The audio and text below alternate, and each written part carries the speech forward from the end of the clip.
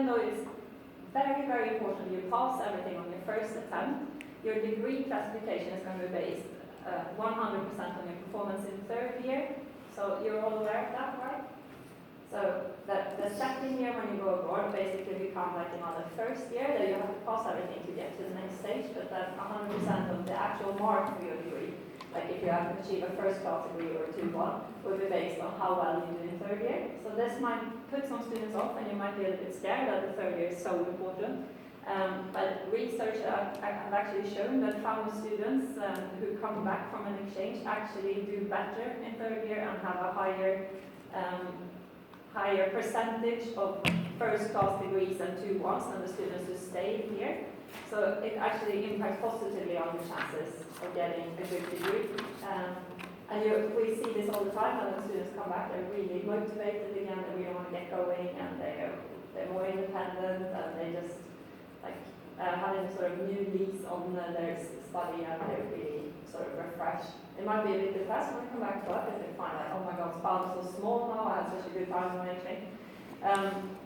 I would be happy to come back and just be slot straight back in and be really keen to get on with your dissertations when you come back to third year. So to record all of these credits, you need to fill out the learning agreement. So this is the piece of paper that students struggle with the most. So if you can get your head around this, and hopefully the other stuff is not so difficult. So at this point, we need to worry only about the yellow bits. So you fill out your last name, your first name, your date of birth, your nationality, and it doesn't matter if you're not like a UK national, you can still get the Erasmus grant. So if you are from a different country, then you just put your nationality in there. What sex you are, and then we filled it out already that you're a first study cycle, which means that you're an undergraduate student, so second study cycle would be master. And then you just fill out your field of education there, so it could be fine art or drawing or graphic design or whatever it might be. And you fill in your department about the sending institution. So the sending institution is Falmouth, because we're sending you somewhere abroad. And if you are a graphic design student, you would be in the Department of School of Communication Design. If you're a music student, you'll be in the Academy of Music and Theatre Arts, Textile and Fashion Institute, Institute of Photography, for example. And then here you put in the details about the receiving institution, so the institution abroad. So you put in the name, and let's say you go to Belgium, for example, you say Ghent University or Ghent University College of Arts, or whatever the official name is. And the fine art course might be in the art department or the Ghent School of Arts or something like that. If you just put fine arts, then that's okay too. It's not a massive deal, but if you can see which department the course falls under, then that's good. And the Erasmus code, all of the universities will have an Erasmus code, so ours is UK Falmouth without the H01, and they will have another Erasmus code, so you find this a lot of the time on their Erasmus page. But if you don't know it, then you can ask us, because we have them all, or you can just leave it blank as well. It's not very important. You Google the address of the university, you fill out the country, and then they have a contact person, which will be the person with the same job as me and Emily abroad, so the international coordinator. So if you're going to Venice, for example, it will be Antonio. You probably already come across your international coordinators at the other university when you've done your applications. Or it might be like a general email address like Erasmus at Warsaw or something like that. So you put in the international person as the contact person. And then we get to the part where you have to record the credits. So this is like a tricky bit. And a lot of universities have not very good information about the modules. So you might have come across this when you have looked at the different universities and you try to decide which universities to apply to. And most of them pretty much don't have module information online, which is very, very annoying a lot of the time. So it's highly likely that you will actually have to email them and say, for my learning agreement, I want to come in and do an Erasmus exchange in the autumn semester of 2017. but I can't find the modules online. It's just, yeah, I've seen the page about the course, but it doesn't list what names of the modules I will be taking. So can you please let me know which modules will be available for me as an exchange student in the semester? And this is exactly what me and Emily have to do as well for incoming students, because Falmouth, we don't have this information available online either, so we have to constantly do this for incoming students. So when you ask another university, it's not like they've never had that question before, it's quite normal, but it does take a bit of time, because they have to probably send it to the department, they have to chase their academics, and so it is a bit of a process, but you have to be the one who's like nagging them and saying, I haven't heard back, I don't know the names of my modules. So you do have to be quite persistent and try and chase them for it. Some universities do have it listed online, in which case that's great, but it might be a matter of looking for it, like the Belgian one, they actually list all of the modules, but it's hard to see which modules run in which semester. So it's all depending on how they put it online, really. Mostly don't do it well enough. So have you all encountered this problem with the modules already, so you sort of know the struggle? Or have you not looked at it yet? Is Venice, like, well, the only one that I've applied to that's asked to have a learning agreement so far is Venice? Yeah. Like, you own, like, most of the time do you just have to fill this out after you've got a place and accepted it? Yes. Why do Venice make you do it before? Yeah, so some universities ask for it at the application process. So when you apply, you already have to say exactly which modules you want to get into. Most universities say you can apply first, and then when you're accepted, then we come and say you have to fill this learning agreement up. Because it's a contract, so we can show that we actually had a plan in place for you, so that we didn't just send you to Venice without having any idea what you were going to study, basically. And that it was approved by Falmouth and the university, so we all said this is what's going to happen, and this is what the student will study, and we're all okay with it. So first you will put the names of the modules here when you find them out, and it's usually quite a few modules. It might be like 6 or 7 modules, because at Falmouth we tend to only have like 2 or 3 per semester, but that's quite unusual. So when you look at other universities, they probably have smaller modules, but more different ones in each semester.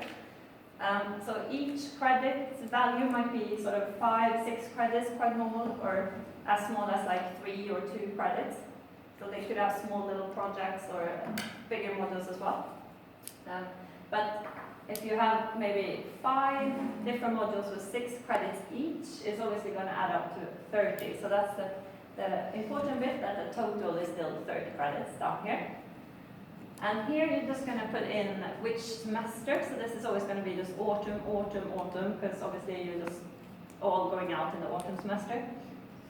And the column here to the left is if they have a course code attached to the module. So it could be like 201 art project, or 302 life drawing, or something like that. And usually the course code, you can see which year it's taught in. So if it starts with a 1, it's usually a first year module. In that case, you should not take it. If it starts with a 2, it's usually from the second year, and if it starts with a 3, it's usually from the third year.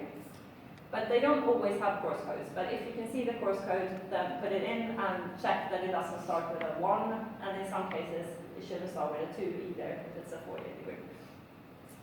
And you put the month as well, so you'll have to look up the different term dates. So all the universities will have an academic calendar online, or term dates, where it will say, oh, we usually start our autumn semester like August to December, for example, in which case you put 08, 17 till 12, 17 up there to indicate the time. Any questions about how to fill out the modules? And then down here, it's just to say the recognition of the sending institution. Like, how, as the sending institution, will Falmouth recognize your exchange? So, depending on what course you're on, I think you mostly probably art and design here, is that correct? So, for most of you, this top one, the art and design subject area, will be the relevant one. And then you just delete all the others, like business and management, English and language, media subject and performance, because that doesn't relate to you, so you just pick the one that best describes your subject. And it means that when you get back, this is the big exchange block of credits that's going to come onto your transcript to show that you did an exchange and that you completed it. So that's why it says 30 credits here, because when you come home, we're going to give you that 30 credits for the completed exchange. That. So the 30 credits thing, it's just so that we pass it, or do we have to do really well in the exams or something? No. Yeah, so you have to pass, so because you only get it awarded as like either a pass or a fail. You're either going to get these 30 credits or you're not going to get them. I see. Yeah. So whether you get, like, if you, let's say you were an incoming student here at Falmouth, if you just passed by 41%, or if you got 75 on one of your assignments, it will still just be a pass. So you only have to achieve the minimum, like, pass. But of course, it's best if you do really well when you're on your exchange, because you can always use that. Like I did, for example, when I was an exchange student, I did really well on my exchange, so I included my family transcript when I applied for jobs, because I was here as an exchange student. So even though it didn't show on my official university transcript from my university in Sweden, my home university, I always included this transcript because I was proud of my marks. So don't slack off when during your exchange, do as well as possible. But it will be fine as long as you pass. Does that answer your question? Yeah. Cool. And here you have to get all the different parties to just confirm that you have agreed to the study plan. So you're the student, so you put your own name and email and date and signature at the top. And then you delete this text here. And you go to the academic who approve your exchange at Falmouth, so the sending institution. So for you, for example, you could go to, was it Sam? Tom? You could go to Tom, some short name, Tom or Nigel, and say, this is my plan, can you approve it, say that I'm allowed to do this? Or Kate Southworth, does anyone know who does anyone not know who their academic contact is? No. So the person who said you could go on exchange, you go to them and you say, this is my learning agreement, can you please sign that all these modules are okay? So then you put their name in here, so you delete that text and you say Kate Southworth, for example, Kate Southworth at falmouth.ac.uk, course coordinator for the second year, for example, and you put a date and she signs it. And all the signatures have to be dated before the start of mobility so that we can prove that we have a plan in place before you actually went away. So that's really important. Yeah? So is this learning agreement for them or for you, or for both? The institution here? Or Yeah, it's mainly for us. Oh, okay. Yeah. So because Venice say you need to do a learning agreement before you go as well. They have that requirement. So in that case, it's for both universities. But for most universities, the learning agreement is only like when you've been accepted and we have to prove that you've taken the right credits. So in the case of Venice, it's for both because they demand it as well. So do I send it to them already signed and then they have to send it back to me signed as well? Yeah, so you would try to do as much as you can here first. Yeah. So you would fill out the modules, you would And sign s- yourself, you would And go my to teacher. and your teacher, and then you scan it when it's all ready, and then you delete this text here because you don't know who's going to sign it over there. Mm. So you just leave it blank so that they can hand it over to an academic in Venice to say that, oh, that you should sign this, you're the teacher for this sculpture course, so you are the best person to sign for graphic design, for example. And they sign it and they should send it back to you. But again, this could take a couple of weeks because